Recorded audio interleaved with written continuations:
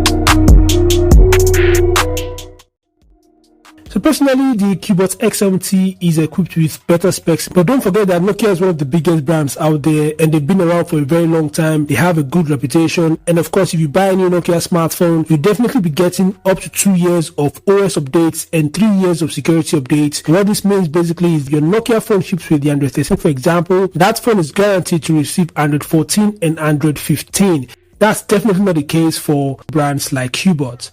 But of course, the Cubot X70, in my opinion, packs better specs. Both devices are great, in my opinion, but the Cubot X70 packs better specs.